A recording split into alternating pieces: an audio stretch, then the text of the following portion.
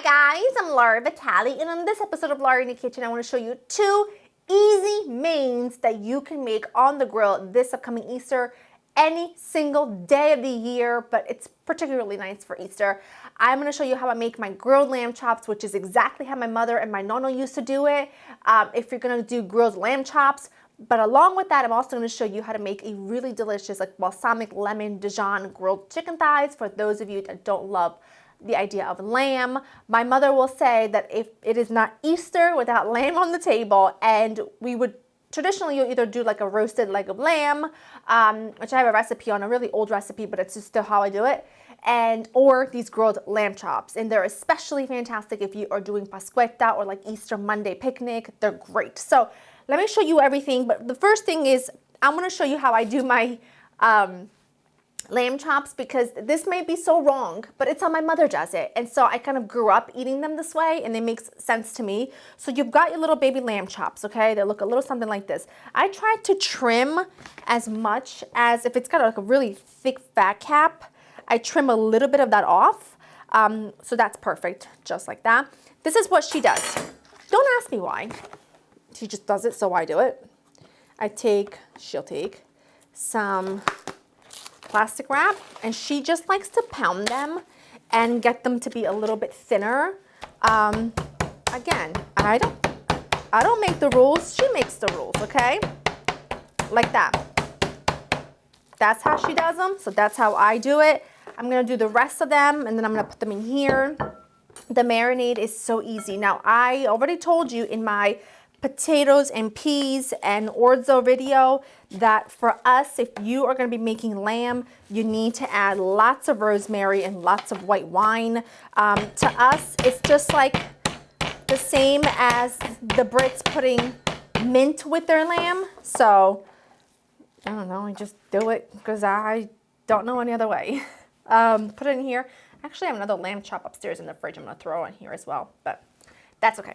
Don't worry about that. I don't know why some have like one in the container when you buy them and some have more. I don't know. Again, I don't make the rules. I just follow my mother's rules. Take some garlic. I'm just gonna grate it on a microplane just because it's easier. Like that. Add it in there. And then to it, I'm gonna add some white wine. Pinot Grigio, of course, is my sort of go-to. Olive oil. Extra virgin. Salt, really easy, so easy, but sort of a must. A pinch of hot pepper flakes, because I like it. And then rosmarino, which, like I said, it's sort of essential when you're working with lamb. And you're gonna mix everything together, pour it over your lamb chops, and then just set them aside. You can pop these into the fridge, which is what I would recommend you do for a bit so that they can marinate. It's just so delicious. It's so delicious, and it's very nostalgic for moi. Get them in there, coat them around, like so, like that, and then just set them aside. They smell so good. The marinade is just right. And if you're not a fan of lamb, which trust me, I understand, and can I just tell you, I don't always love lamb. I only like lamb when my family makes lamb, or myself. I don't always like lamb when I eat it out because I just don't think that some places prepare it well. So this, set it aside. You don't need it anymore. I'm going to use the same measuring cup to make the marinade for my chicken. I love this marinade. You can grill your chicken like I'm going to. You can roast it. You can use, what I'm using today is boneless, skinless chicken thighs. You can use chicken breast. You can use bone-in, skin-on chicken thighs. You can use drumsticks. You can do a whole entire spatchcock chicken this way. It is absolutely sublime, so easy and so delicious. I know you're going to love it. And it's a great recipe to kind of have in your back pocket. It's going to call for a good amount of lemon. I want it to be really pungy. I'd say about a 1/4 cup, which is about the standard for a regular sort of large, nice, juicy lemon. Then a little balsamic, okay, because it gives you a different kind of acidity, but also a little sweetness, a little bit of that. And then some garlic. Look at this giant fat clove. And you know, I've told you this before, that when you grate garlic, it just intensifies and gets super, spicy and strong. So let's grate that in. A good spoonful of Dijon mustard. And then I'm gonna take some of that rosemary. I'm actually just gonna give it a fine little chop, like so, like that, just to release some of its flavor. Add it right in. I don't want a ton of rosemary because rosemary can be very overpowering. And although we love it, it ain't boss here, okay? SMP, because you need it for just about everything, at least salt anyway. And then just give it a whisk. And this is just lovely, really lovely. Your chicken will drink it up. I like to always stab my chicken in a few places because it allows any marinade to kind of absorb and do really wonderful things like that. And now you're just gonna let this sit. I will do literally this hours ahead and then just stick it in the fridge and let it marinate. The longer it marinates, the better it becomes.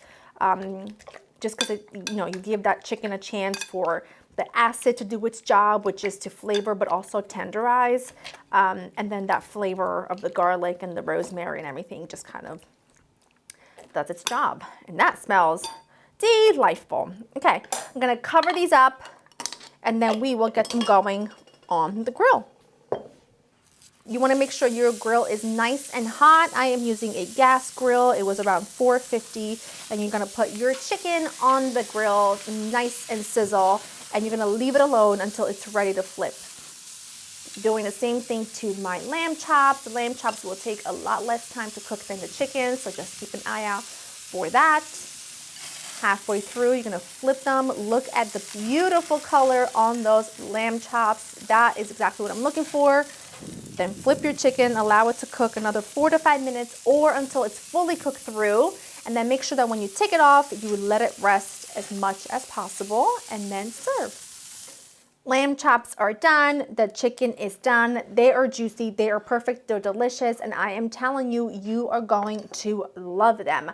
Now, like I said, if you are the traditional kind that you have to have lamb on your table at Easter and you are doing like a grill out, or you don't want to do like a roasted leg of lamb if you're doing a main pasta course, then this would be a great option for you. But if you have those that don't love lamb, that, you might want to just go this route just to be safe, well, you can do both, and make everybody happy, because I'm telling you, when you make everybody happy at the dinner table, it's like sweet harmony. It's like, what else? Everything's good in the world, right? Everyone's at the table, there's wine, there's good food, everyone's relaxing and having a good time, and you as the host can feel good about having so much beautifulness for people to enjoy, and really it's not that much effort, because if you know me, then you know I'm all about not putting in like a ton of effort just because I don't want to work night and day on a meal, but I do want it to feel special, and I think this would be a great way to go. Go to laurainthekitchen.com for the written recipe.